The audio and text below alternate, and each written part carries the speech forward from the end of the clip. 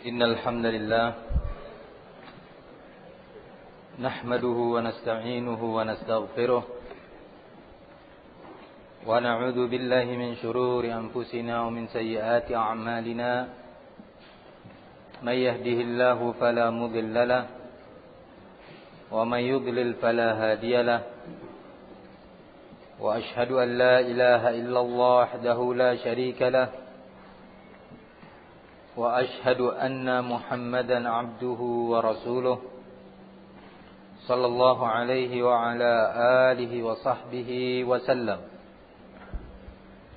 Pada kajian terakhir Riyadhus Shalihin, kita telah membaca sebahagian dari hadis Abi Hurairah radhiyallahu anhu yang diriwayatkan oleh Imam Muslim, bahwasanya Rasulullah sallallahu alaihi wasallam berkata, al-mu'min al-qawi khairun wa ahabbu ila Allah minal mu'min ad-dha'if wa fi kullin khair ihris ala ma yanfa'uk wasta'in billahi wa la ta'jiz. Dan sudah kita sebutkan beberapa faidah ilmiah dan beberapa hukum syar'i serta beberapa nasihat terkait dengan hadis tersebut atau bagian pertama hadis Abi Hurairah tersebut.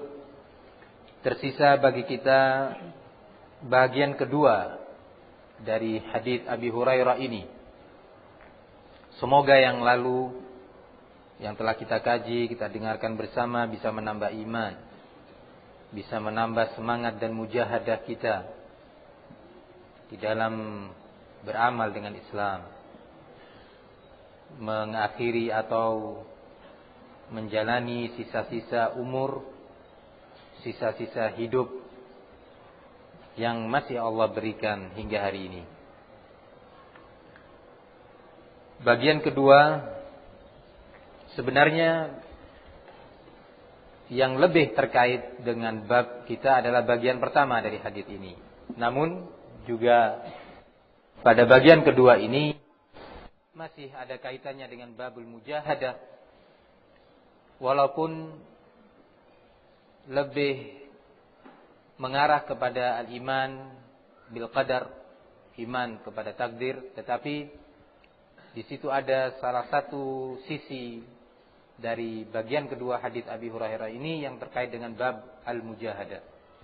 Antum semua sudah paham makna al-mujahadah sebagaimana sudah dijelaskan pada awal bab ini.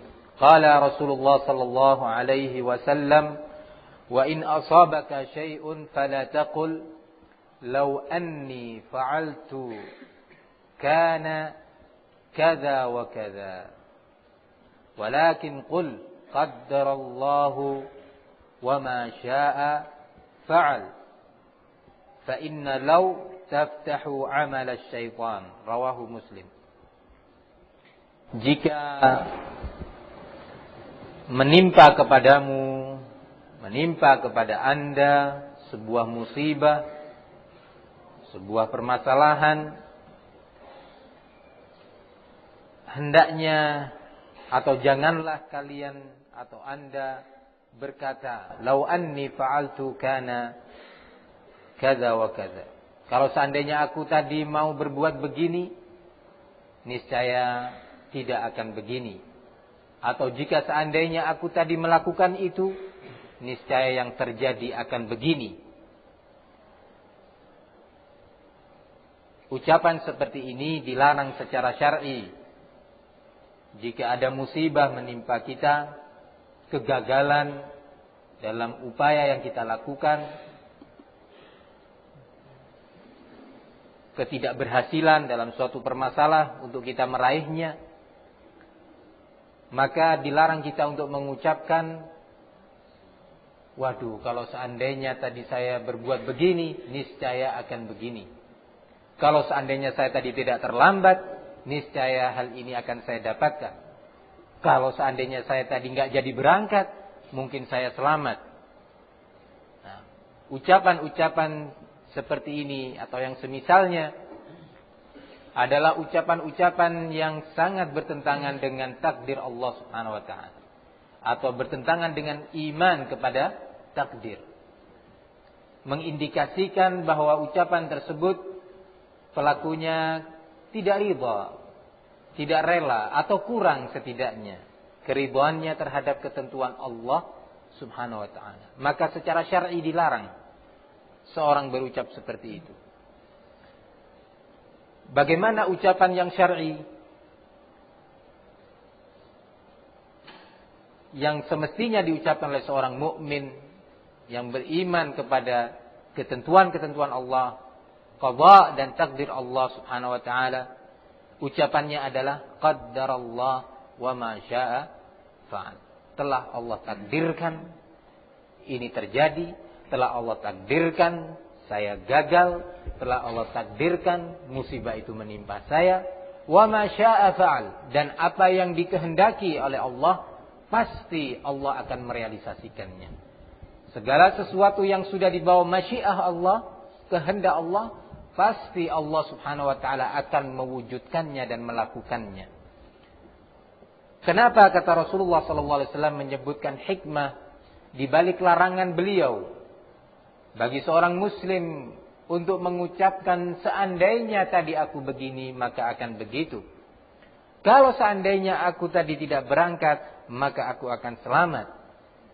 Dan yang semisal ini Rasulullah menyatakan fa inna law taftahu amal syaitan. Karena sesungguhnya ucapan law yang dalam bahasa kita artinya seandainya itu akan membuka ya, makar operandi syaitan dalam upayanya untuk menyeret kita kepada murka Allah Subhanahu wa taala.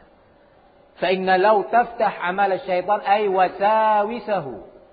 Yakni ucapan law ini akan membuka peluang bagi syaitan untuk melancarkan waswas, al-wiswas, bisikan-bisikannya.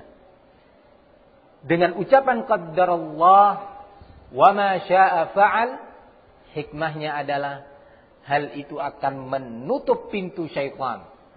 Dan syaitan tidak diberi kesempatan sedikit pun untuk menyeret kita kepada murka Allah. Untuk menyeret kita agar iman kita berkurang kepada takdir dan qada Allah Subhanahu wa ta'ala. Tertutup pintu. Rapat-rapat. Dengan ucapan qaddarallah wa ma syaa fa'al. Tentunya kita bertanya apa kaitannya dengan babul mujahadah. Bagian kedua dari hadis ini. Walaupun yang sangat terkait itu pada bagian pertama. Dan saya katakan tadi bahwa bagian kedua pun mengandung keterkaitan. Bentuk keterkaitannya adalah bahwa beriman kepada qada, ketentuan-ketentuan Allah yang terjadi, dan menahan diri dari berandai-andai, berupaya untuk mengekang hawa nafsu kita agar mau tunduk kepada takdir Allah, agar mau sabar dengan masyiah dan ketentuan Allah. Ini membutuhkan mujahadah, membutuhkan kesungguhan, upaya untuk menaklukkan hawa nafsu kita. Karena memang hawa nafsu itu harus ditaklukkan. Jangan sampai dia diberi kesempatan sedikit pun untuk mengangkat kepalanya, untuk memerintah dan mengendalikan kita. Maka sebenarnya ucapan qaddarallah wa ma syaa fa'al ini bukan sekadar ucapan di lisan, tetapi itu menunjukkan iman pengucapnya. Dan tidak mungkin seseorang dengan ringan bisa mengucapkan qaddarallah wa ma syaa fa'al kecuali seorang yang beriman kepada Allah Subhanahu wa taala, Al-Khaliqul Malikul Mudabbir, pencipta dan pemilik segala sesuatu serta pengaturnya, kemudian beriman kepada takdir Allah Subhanahu wa taala, khairihi wa syarrih, baik takdir ketentuan Allah yang secara zahir itu adalah jelek maupun yang baik. Tentunya iman kepada takdir membutuhkan upaya pengkajian, penjelasan Allah di dalam Al-Quran dan Rasulullah sallallahu alaihi wasallam di dalam sunnahnya sangat butuh dan wajib bagi kita untuk mengkajinya. Ketika kita mengucapkan qadarullah, mengandung konsekuensi bahwa kita beriman segala sesuatu telah ditakdirkan oleh Allah Subhanahu wa taala. Nah, dialah Allah Subhanahu wa taala yang tidak ada satupun perkara kecuali telah ditentukannya. Tidak ada satu musibah kecuali telah Allah catat. Tidak ada suatu problem kecuali sudah Allah ketahui sebelumnya. Sehingga kalimat qadarullah konsekuensinya adalah dia beriman bahwa segala sesuatu yang terjadi itu adalah dengan takdir Allah. Bahwa segala sesuatu yang terjadi yang menimpanya, musibah atau keberhasilan atau kegagalan, semuanya di bawah ilmu Allah Subhanahu wa taala. Bahwa Allah mengetahui wallahu au innallaha bikulli syai'in alim. Sungguhnya dialah Allah yang atas segala sesuatu mengetahui. Segala sesuatu tidak tersisa apapun. Ini yang pertama konsekuensinya. Ucapan kita qadarullah adalah kita meyakini bahwa Allah alimun bikulli syai'.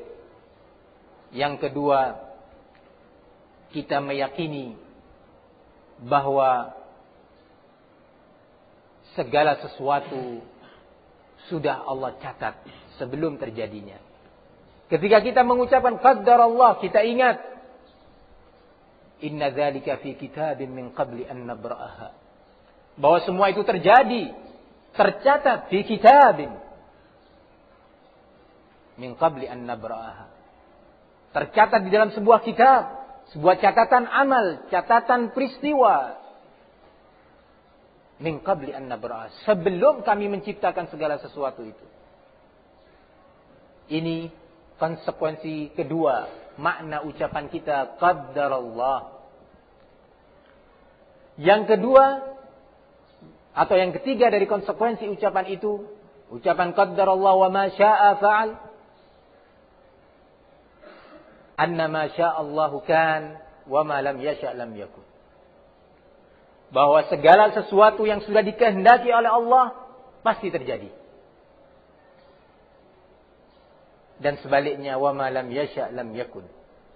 Dan segala sesuatu yang tidak dikehendaki oleh Allah niscaya dan pasti tidak akan terjadi.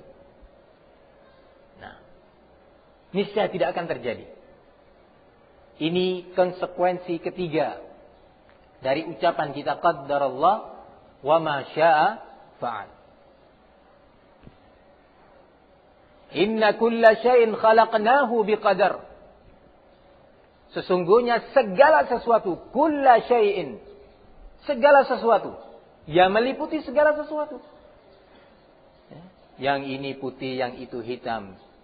Yang itu berjalannya cepat, yang itu berjalannya pelan. Yang ini mendapat rezeki sekian, yang itu sekian. Yang hari ini dia mendapat, yang ini sakit, yang itu sembuh. Yang kemarin sembuh menjadi sakit, yang sakit menjadi sehat. Ini lahir pada hari ini seorang bayi dengan berat sekian, dengan ukuran sekian. Ajalnya sampai sekian dan seterusnya. Inna khalaqna kulla syai'in madza? Inna khalaqnahu atau inna madza? Khalaqna kulla syai'in biqadar. Naam. Kaifa al-ayah? Inna kulla syai'in khalaqnahu biqadar. Sesungguhnya setiap perkara kami ciptakan dengan ketentuan yang telah tercatat. Ini konsekuensi ucapan kita qadarullah wa ma syaa fa'al. Sehingga memang ucapan ini menuntut dari kita semua apa? Ilmu. Membutuhkan ilmu dari kita semuanya. Mau tidak mau membutuhkan mujahadah dari kita, kesungguhan untuk kita mengenal tentang takdir Allah Subhanahu wa taala. Ma syaa kana wa na'am, ma syaa kan wa in lam asya wa ma syi'tu in lam tasya lam yakun, kata al-Imam Syafi'i rahimahullah. Ma syi'ta kana, apa yang kau kehendaki ya Allah pasti terjadi. Wa in lam asya, walaupun aku tidak menghendakinya.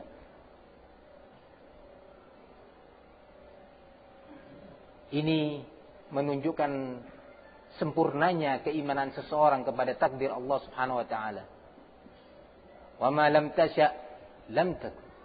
Lam yakun. Apa yang tidak engkau kehendaki pasti tidak akan terjadi. Pasti. Khalaqtal ibada ala ma 'alimta. Engkau ciptakan hamba-hambamu ini, manusia, jin, pohon, binatang, semuanya ala ma 'alimta. Atas pengetahuan atau ilmu engkau ya Allah. Pohon pisang itu tumbuh, daunnya agak kuning, yang itu hijau. Yang itu menumbuhkan pisang satu tandannya itu ada 8 sisir, yang sana 6 sisir. Yang 6 sisir gemuk-gemuk, yang 8 sisir kurus-kurus. Semuanya Allah ketahui. Khalaqtal ibad ala ma 'alimta. Ini ilmu Allah Subhanahu wa taala, sehingga ikhwani fid din azzani Allah wa iyyakum, itu semua membutuhkan dari kita adanya mujahadah. Kadang-kadang musibah menimpa kepada kita sebagai ujian. Apakah kita tergolong orang yang sabar atau tidak? Nah, waduh, kenapa ya kok nggak segera saya obati? Kalau seandainya saya obati, nah, maka akan sembuh. Maka yang seperti ini juga membahayakan. Syaitan akan menggunakan celah ini tadi untuk kemudian dia termasuk orang yang bersuudzon kepada Allah, berprasangka buruk kepada Allah, wal iyadu billah. Membuka pintu syaitan untuk membuat dia putus asa, sehingga dia patah semangat untuk berbuat, pesimis untuk beraktivitas. Nah, di antara konsekuensi ucapan qaddarallah wa ma syaa fa'al adalah keyakinan bahwa seluruh ketentuan Allah, seluruh perbuatan Allah Subhanahu wa taala tanpa terkecuali mengandung hikmah. Di samping itu semuanya terjadi di bawah ilmu Allah, terjadi dengan ilmu Allah Subhanahu wa taala dan masyiahnya. Diwajibkan kepada kita semuanya bahwa setiap yang terjadi itu, setiap yang Allah tentukan, setiap yang Allah lakukan mengandung hikmah. Baik hikmah itu nampak kepada kita di saat kejadian atau sesudahnya, atau tidak nampak sama sekali hikmah tersebut kecuali nanti di yaumil qiyamah ketika Allah mengabarkan kepada kita, atau sama sekali Allah tidak mengabarkannya. Tetap kita harus dan wajib berkeyakinan bahwa seluruh af'alullah, perbuatan, ketentuan yang Allah tentukan itu semuanya mengandung hikmah. Oleh karena itu Allah Subhanahu wa taala menyatakan, "Wa ma tasyauna illa ayyasha Allahu Rabbul alamin." Atau di dalam ayat lain Allah menyatakan, "Wa ma tasyauna illa ayyasha Allah, innallaha kana aliman hakima." Perhatikan ayat ini. Wa ma tasyaun illa yasha Allah. Tidaklah apa-apa yang kalian kehendaki kecuali semua itu telah Allah kehendaki. Dalam pengertian masyiah dan kehendak Allah mutlak di atas kehendak seluruh makhluknya. Kemudian Allah akhiri ayat ini, innallaha kana aliman hakima. Sesungguhnya Allah itu aliman, Maha mengetahui atas segala yang Allah kehendaki. Dalam pengertian bagaimana terjadinya, kapan terjadinya, di mana terjadinya, kalau terjadi bagaimana prosesnya. Sekaligus setelah terjadi, apa yang akan terjadi setelah itu. Ini Allah Maha mengetahui. Kemudian Allah lanjutkan, Hakiman. Dia Allah Al-Hakim, yang penuh dengan hikmah dalam masyiahnya, hikmah dalam penciptaannya, hikmah dalam keputusannya, hikmah di dalam segala aturan dan syariatnya. Wa ma tasyauna illa ayyasha Allah, innallaha kana aliman hakima. Hikmah, aliman hakima. Masyiah Allah selalu di situ terkandung ilmu Allah. Masyiah Allah pasti di sana terdapat hikmah Allah Subhanahu wa taala. Kenapa ya Kok saya nggak tahu atau tidak mengerti, tidak mengenal al-haq ini sejak saya masih kecil? Sudah, qaddarallah wa ma syaa fa'al. Ada hikmahnya. Ada hikmahnya. Diimani ketentuan Allah Subhanahu wa taala. Ya Allah, seandainya, ya sudahlah. Katakan qaddarallah wa ma syaa fa'al. Ada hikmahnya. Karena Allah itu alimun, hakimun. Alimun fi masyiatihi, alimun fi khalqihi. Itu Allah Subhanahu wa taala. Wa hakimun fi masyiatihi wa amrihi wa nahyihi wa khalqihi. Itu Allah Subhanahu wa taala, hakim. Maka ikhwani fid din azzani Allah wa iyyakum, semua itu membutuhkan ilmu dan kesabaran dari kita. Di samping ilmu butuh sabar. Enggak cukup ilmu tanpa sabar. Di samping sabar butuh ilmu, tidak mungkin sabar tanpa ilmu. Tidak mungkin sabar secara sabar yang dibenarkan oleh syariat. Tidak mungkin seorang bisa melakukan sabar yang syar'i kecuali dengan ilmu. Tidak mungkin seorang beriman kepada takdir dengan iman yang syar'i kecuali dengan ilmu. Maka dari itu, ikhwani fid din, azzani Allah wa iyyakum, inilah penjelasan tentang hadis Abi Hurairah radhiyallahu anhu. Sebelum itu ada sebuah masalah. Apakah kemudian boleh kita mengucapkan qaddarallah wa ma syaa fa'al dalam kemaksiatan yang kita lakukan? Bolehkah kita mengucapkan qaddarallah wa ma syaa fa'al dalam kemaksiatan dan pelanggaran yang kita lakukan kepada Allah Subhanahu wa taala? Ini pertanyaannya. Jawabannya harus dirinci. Kalau dia, sebelum saya sebutkan rincian tersebut, karena ucapan qaddarallah wa ma syaa fa'al, maksudnya adalah dia menyandarkan kejadian tersebut kepada takdir Allah. Dia menisbahkan peristiwa itu kepada takdir Allah Subhanahu wa ta'ala. Hendak berdalil dengan takdir atas musibah yang menimpanya atau tragedi yang dia alami. Kalau terkait dengan kemaksiatan, maka ada rinciannya. Boleh dan tidak boleh. Kapan boleh? Boleh apabila dia mengucapkan itu dalam bentuk dia telah menyesal dengan apa yang terjadi, bukan sebagai rekomendasi atau pembenaran atau legalitas terhadap kemaksiatan yang akan dia lakukan berikutnya. Ya akhi, kenapa ente kok makan riba? Lah iya, riba itu haram ya. Tapi sudahlah, qaddarallah wa ma syaa fa'al. Tapi masih tetap kerja di bank. Masih kerja di tempat-tempat perkreditan yang mengandung riba. Nah, ini enggak benar yang seperti ini, enggak boleh. Ya akhi, kenapa ente transaksi jual beli seperti ini?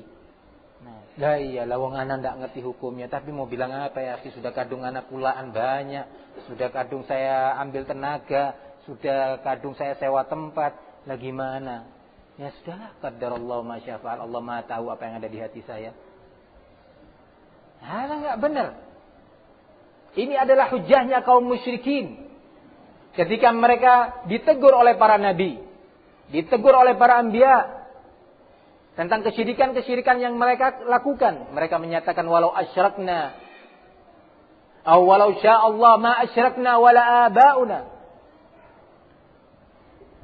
Perhatikan bagaimana musyrikin menjawab seruan Rasul. Walau syaa Allah, kalau seandainya Allah menghendaki dengan masyiahnya, niscaya kami tidak akan berbuat syirik. Tidak pula ayah-ayah kami dan nenek moyang kami akan berbuat syirik. Berarti apa yang kami lakukan ini memang di bawah kehendak Allah. Sudah ya akhi. Coba, maunya orang musyrikin itu lebih pintar dari kaum Qadariyah. Ya.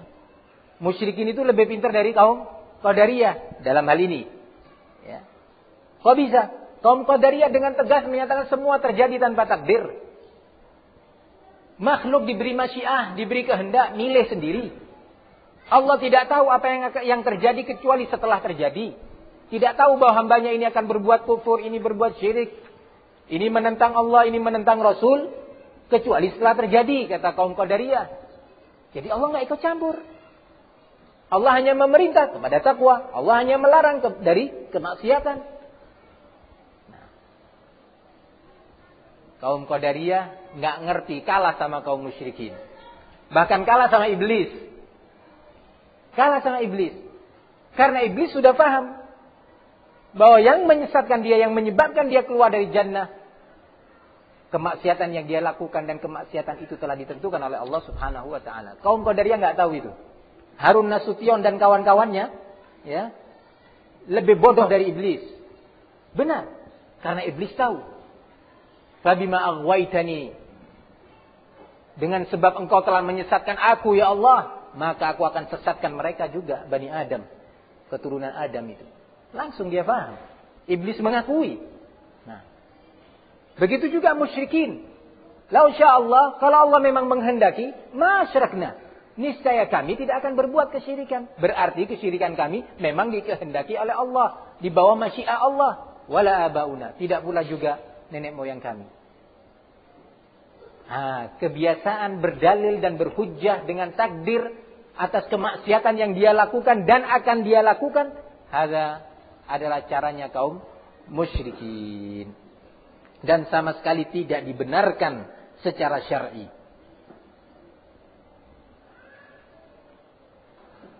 Kemudian yang kedua, kalau dia mengucapkan qaddarallah wa ma syaa fa'al atas kemaksiatan yang dia lakukan, tetapi dia niat berhenti dan berazam untuk tidak melakukannya lagi, berazam dan sungguh-sungguh untuk dia menghindarkan dirinya dari kemaksiatan tersebut pada berikutnya, maka yang seperti ini boleh mengucapkan qaddarallah wa ma syaa fa'al. Ya akhi, kenapa antum dulu kok berbuat begini dan begitu? Nah ya, astagfirullah, ana bertobat pada Allah. Ana waktu itu enggak ngerti tentang hukum ini. Qaddarallah wa ma syaa fa'al.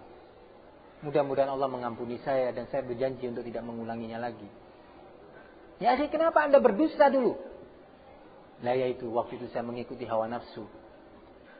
Saya pada waktu itu mengikuti hawa nafsu diri saya sendiri. Sehingga saya terseret ke sana. Qaddarallah wa ma syaa fa'al. Sudahlah, yang lalu biar berlalu. Saya akan membuka lembaran-lembaran hidup baru. Yang seperti ini secara syar'i dibenarkan. Karena memang Allah Subhanahu wa taala menyebutkan juga tentang kaum musyrikin. Allah menyatakan, ittabi' ma uhiya ilaika min rabbik fa'arid 'anil musyrikin. Naam, la ilaha illa huwa fa'arid 'anil musyrikin walau syaa Allah ma asyraku. Allah menghibur nabinya untuk tidak terlalu berkecil hati ketika dakwahnya ditolak oleh kaum musyrikin. Allah dengan tegas di sini menyatakan, wahai Muhammad, ikuti saja apa yang telah Allah wahyukan kepada kamu. Bahwasanya tidak ada la ilaha illa huwa. Tidak ada yang berhak diibadai kecuali Allah. Fa'arid 'anil musyrikin. Jauhi, tinggalkan orang-orang musyrikin itu. Walau syaa Allah, kalau seandainya Allah menghendaki, niscaya mereka tidak akan berbuat syirik. Artinya, memang semua itu sudah Allah tentukan dengan takdir. Semua itu sudah Allah catat ketentuannya. Dan pasti akan terjadi. Sudah. Bukan berarti di sini membenarkan kesyirikan-kesyirikan yang terjadi. Begitu juga kemaksiatan secara umum. Sehingga kesimpulannya diperbolehkan mengucapkan qaddarallah wa ma syaa fa'al apabila dia memang menyesal atas perbuatannya dan berniat untuk tidak melanjutkan kemaksiatan tersebut. Tetapi barang siapa yang berniat israr melakukannya secara terus-menerus, tidak dibenarkan mengucapkan qaddarallah wa ma syaa fa'al. Qala al-muallif rahimahullah as-sabi' anhu anna Rasulullah sallallahu alaihi wasallam qala. Hadis yang ketujuh di bab ini juga atau masih dari sahabat Abu Hurairah radhiyallahu anhu, qala hujibatin naru bisyahawat wa hujibatil jannatu bil makarih. Muttafaqun alaih wa fi riwayatin li Muslim huffat badal hujibat wa huwa bima'nahu ay bainahu wa bainaha hadzal hijab fa idza fa'alahu dakhalaha. Hadis yang ketujuh dari sahabat Abu Hurairah seperti hadis yang sebelumnya, di mana Rasulullah menyatakan hujibatin nar bisyahawat. Sesungguhnya an-nar, jahannam, al-hutamah, al-jahim itu diberi dinding, dilingkupi oleh berbagai macam syahwat, oleh berbagai bentuk syahwat. Nah, ini an-nar. Sebaliknya, al-jannah dikelilingi, dibentengi oleh al-makarih, oleh segala sesuatu yang berat rasanya, tidak disukai oleh hawa nafsu kita. Kemudian Al-Imam An-Nawawi rahimahullah menjelaskan bahwa dalam riwayat Muslim dengan lafaz huffat, bukan hujibat. Ya. Riwayat hujibat ini riwayat Bukhari katanya. Sementara riwayat Al-Imam Muslim dengan lafaz huffat sebagai ganti kata hujibat. Wa huwa bimakna. Maknanya sama saja. Hujibatin nar atau huffatin nar sama. Hujibatil jannah atau huffatil jannah maknanya sama. Ai bainahu wa bainaha hadzal hijab. Maknanya adalah bahwa antara orang ini, antara orang tersebut dengan al-jannah atau dengan an-nar hijabun, pembatas, penghalang. Fa idza fa'alahu dakhalaha. Barang siapa yang melakukan, maksudnya menembus penghalang tersebut, melintasi penghalang tersebut, maka dia pasti akan memasukinya. Jika dia melewati atau melintasi penghalang syahwat, maka dia akan masuk an-nar. Jika dia melakukan segala sesuatu yang dibenci oleh hawa nafsu, maka dia akan masuk al-jannah. Lafaz hadis ini menyebutkan al-makarih. Al-makarih itu jamak dari makrah, yakni sesuatu yang dibenci. Nah, sesuatu yang dibenci oleh hawa nafsu. Apa yang dibenci oleh hawa nafsu? Segala bentuk ketaatan. Segala bentuk ketundukan kepada Allah Subhanahu wa ta'ala dibenci oleh hawa nafsu. Nah, segala bentuk ketaatan kepada Allah dibenci oleh hawa nafsu. Sebaliknya, apa itu syahwat? Syahwat itu segala sesuatu yang disuka dan diambisihi oleh hawa nafsu. Itu syahwat. Dari berbagai macam perhiasan dunia ini.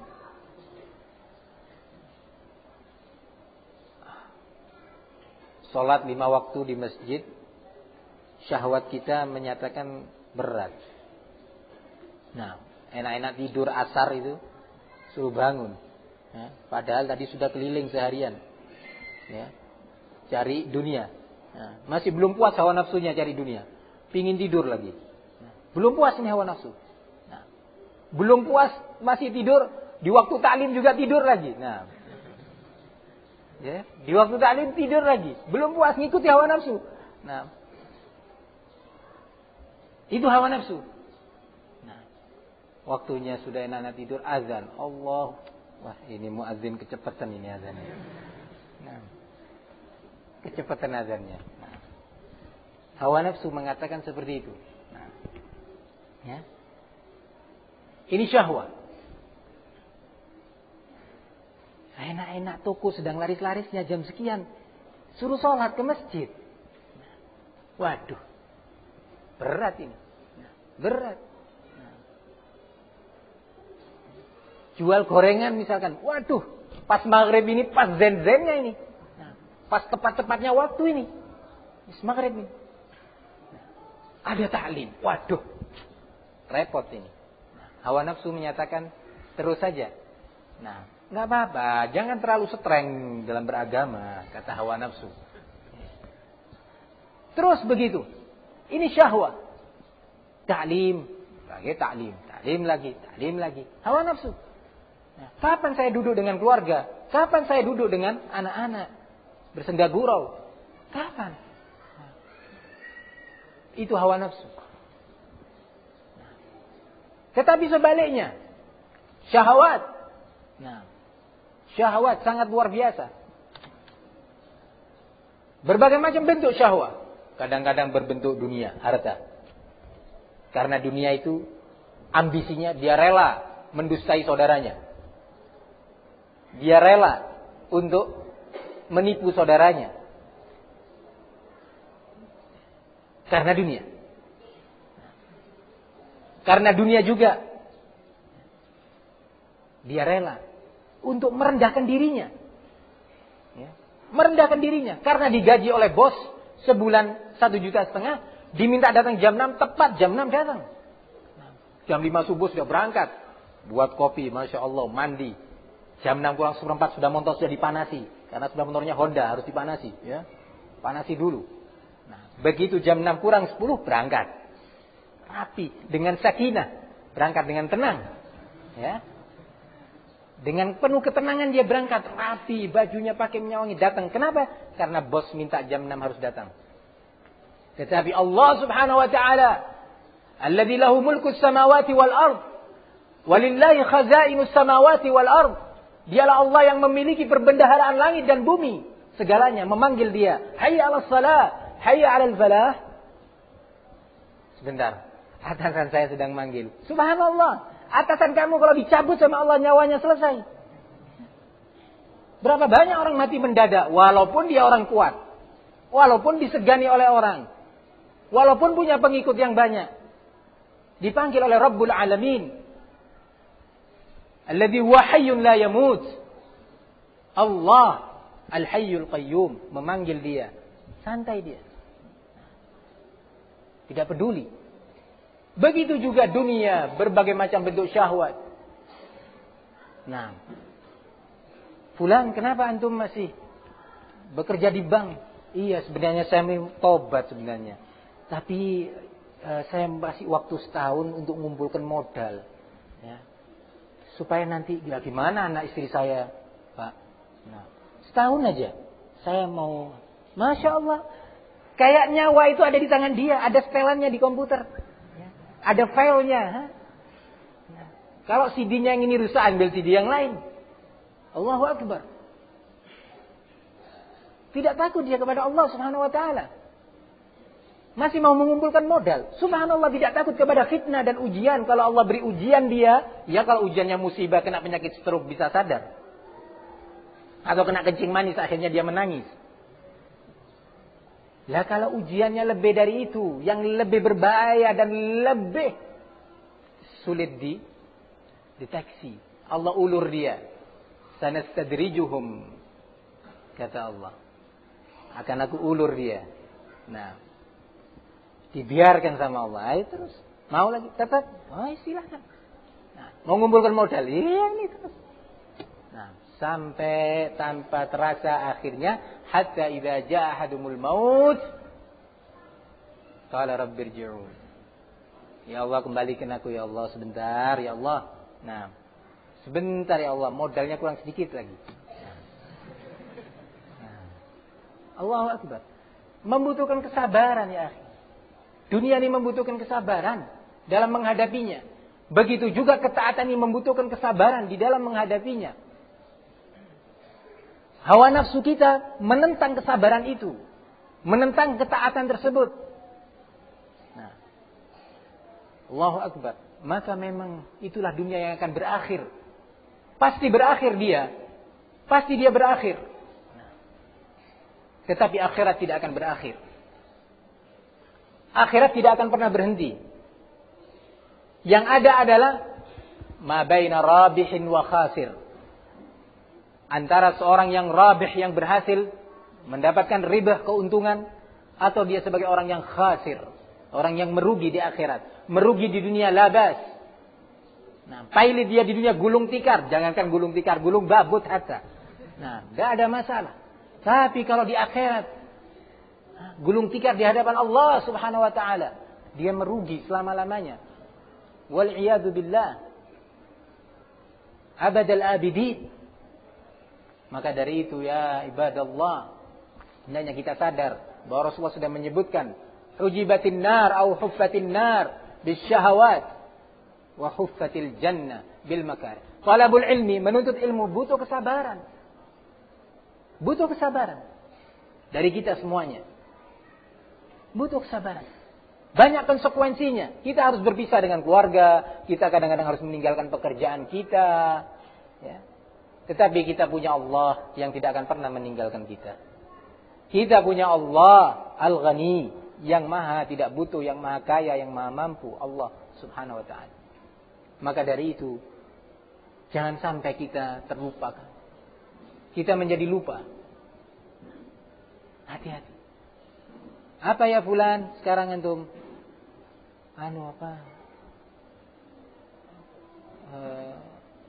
enggak taklim. Lah ya, gimana mau taklim sekarang sedang pertandingan PSSI lawan Korea. Loh, enggak taklim. Iya penting ini soalnya pertandingan penentuan ini.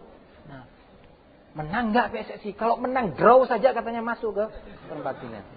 Lah Ustaz kok tahu ya? Orang-orang ngomong di depan saya ya sudah paham akhirnya.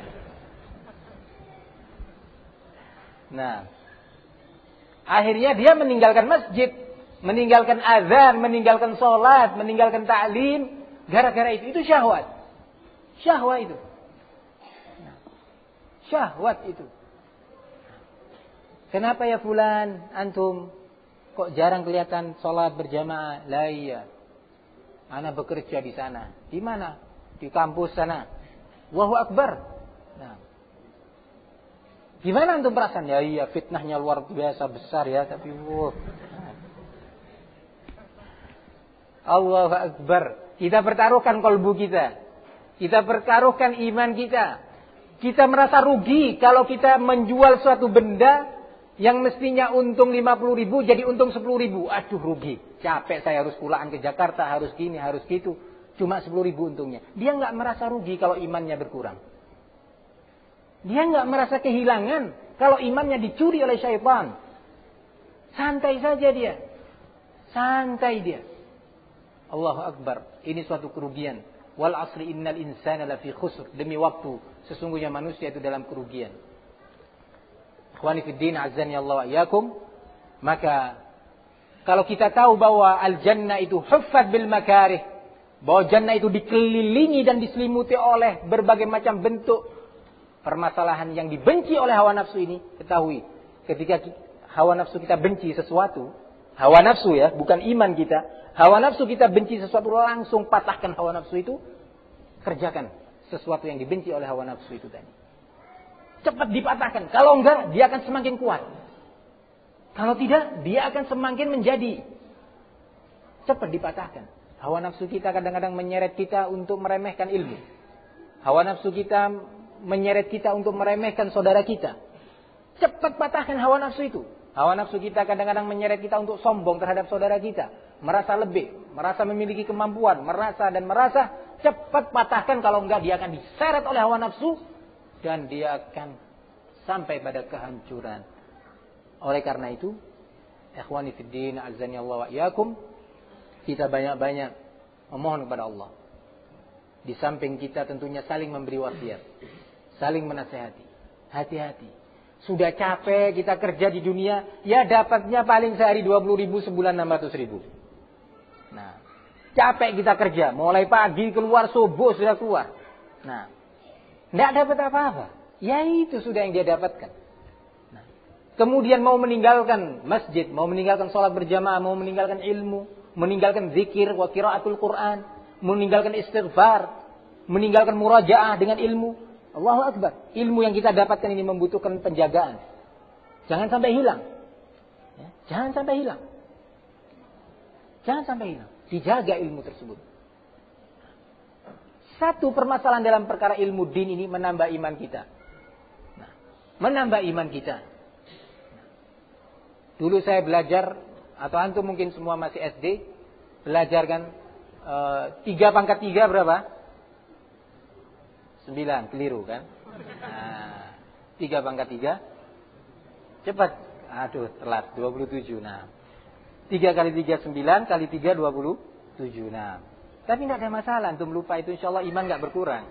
Nah, ya. Ana pun tadi kebetulan betul ya, kebetulan aja. Nah, juga iman ya biasa-biasa saja.